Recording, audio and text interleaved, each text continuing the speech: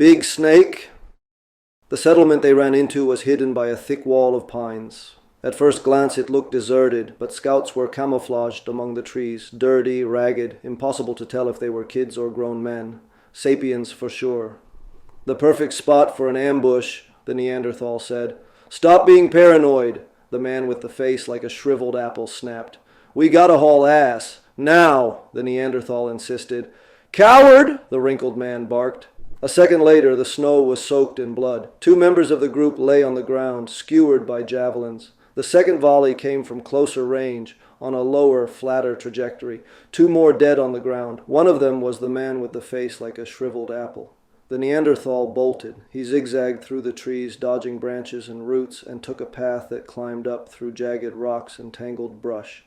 He wanted to stop and catch his breath, but the thought of what would happen if they caught him made him kick it into high gear. When he finally felt safe, he slowed down. Then he stopped. That's when he saw him, a man slumped on his side, shaking violently with spasms. What a god-awful world, the Neanderthal cursed. The man was thrashing, his head jerking from side to side.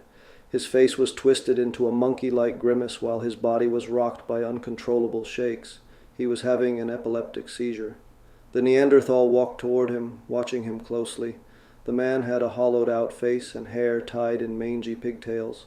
A penis poked out of his fur that, based on its size, looked like it belonged to a bull instead of a man. That was why everyone in his clan called him Big Snake. When the convulsions finally quit, the only things moving were his eyes, snapping open and shut. Can you walk? The Neanderthal asked. So.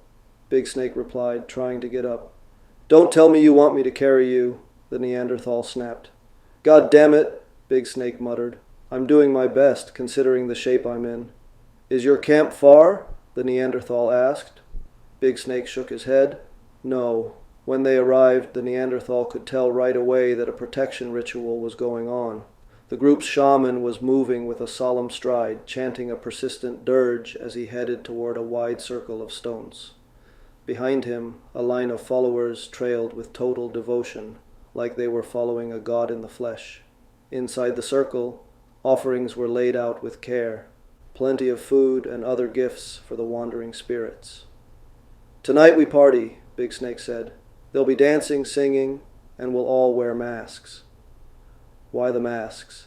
The Neanderthal asked. Some spirits, Big Snake explained, stick around here too long. They get confused. They start thinking they're alive.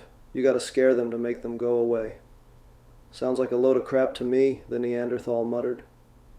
Yeah, me too, Big Snake admitted. But traditions are traditions. You gotta respect the sacred stuff. That's just how we roll here.